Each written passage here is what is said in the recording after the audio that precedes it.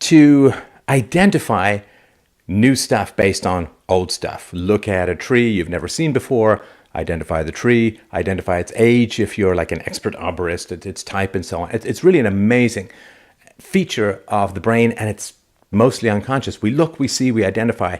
This happens instantaneously.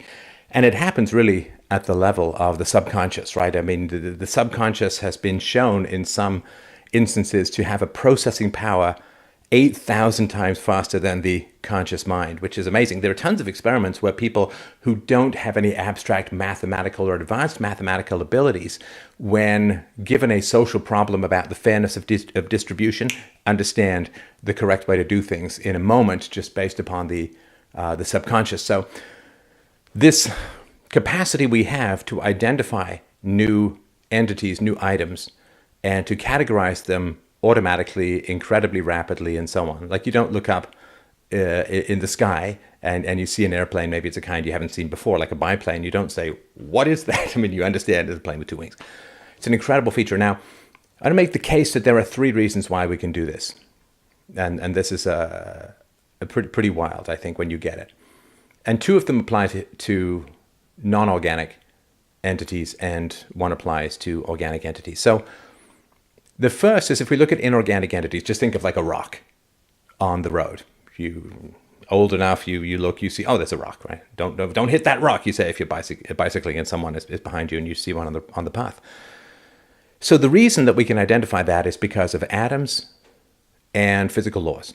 Atoms and physical laws. So if you saw a rock floating in the air, and I had a friend when I was younger, when I first started to get into sort of rational empirical philosophy, I had a friend who was scathingly, corrosively relativistic and subjectivistic, and really just became an out-and-out nihilist. And he said, oh, you're so much into this objectivism, and you're so much into this objectivity, and you're so much into this rationality. He says, I can't wait until the day when you let go of a ball and it just floats in the air. And he really wanted me to live in an insane universe rather than admit that he might be wrong about being nihilistic. Well, there's a friendship that's deep in the rear view for obvious reasons. I try not to get the socially transmitted disease called nihilism. It's really, really a one-way brain rot.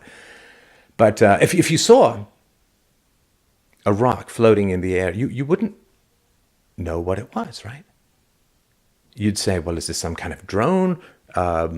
Is there some magnetic thing that's going on? Is it hung from a thread? Is it some kind of practical joke? Like, you'd say, well, this can't be a rock, right?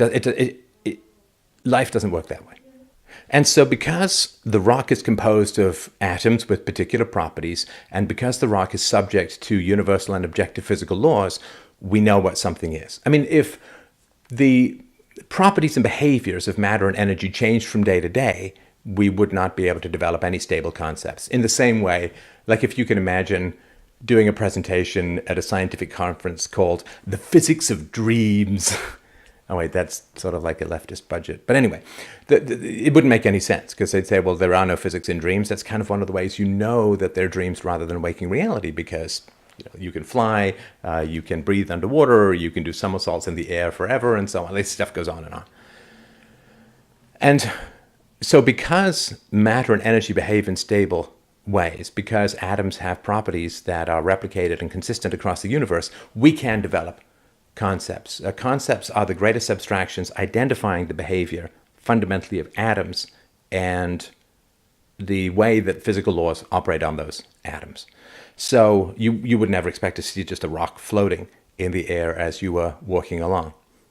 I mean, if you did, you'd either be dreaming or crazy or the subject of some elaborate practical joke or something like that. And of course, this is what magicians do, those annoying guys who are like, fooled you, fooled you, fooled you, fooled you, and you just want to punch them in the head. An AP, I know. But it's okay. Exceptions for clowns and magicians. But anyway, so magicians are constantly doing this, it's floating in the air. I've got a hoop going around it. So it's okay. I have my prejudices as well, of course. But so because atoms behave in stable ways, and because the laws of physics are universal and predictable and consistent, we can develop concepts. Now, this is all for inorganic things, like just matter. But there's something different about organics. And I'm just looking at a tree at the moment. And of course, a tree pops into my mind.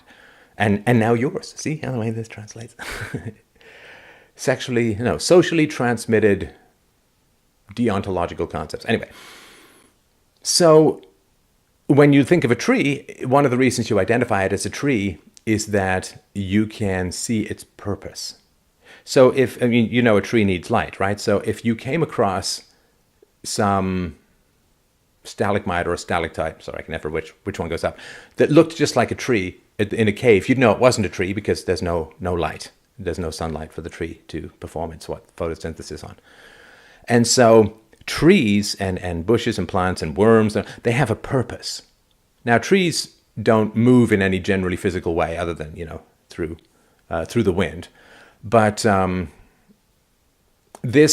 but dead trees will do that too. But trees have a purpose. And when you go into a forest, of course, you see that, the trees are striving for the sunlight and so on.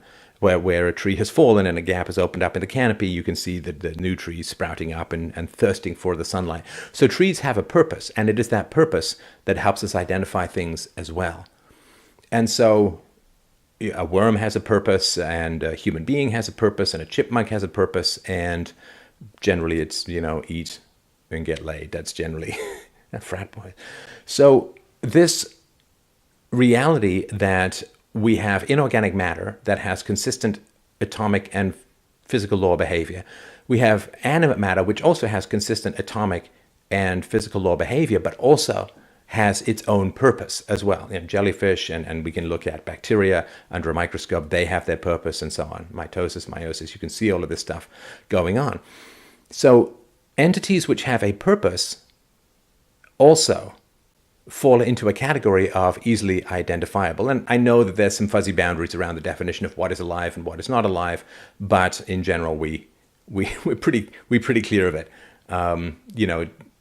3 days after someone's dead, in general, maybe with one historical exception, such as is claimed, we can generally say, not dead-ish, but dead. And so, because we have atomic properties, universal physical laws, and purpose-driven organic life, we have these concepts in our mind. Now, what's also fascinating as well is if you look, there's a video on YouTube where it's got someone made a sculpture underwater of people standing in a circle. Now, theoretically, of course, you could have coral could grow in the shape of people standing in a circle. The odds against it would be staggeringly once in 20 universes kind of lifetime of the universe. But when we swim underwater, we see something like that. We know that that's been created by a human being for a particular purpose, in this case, an artistic purpose. So when we look at something that has been made by a human being, if we look at a table, the table is made with a purpose, right? To give you something even to put your stuff on when you're sitting down. And you look at a shelf, it's for the purpose of, displaying books that you never read while hiding the ones that you actually do read. Maybe that's just me. But a picture frame, so they're all purposeful.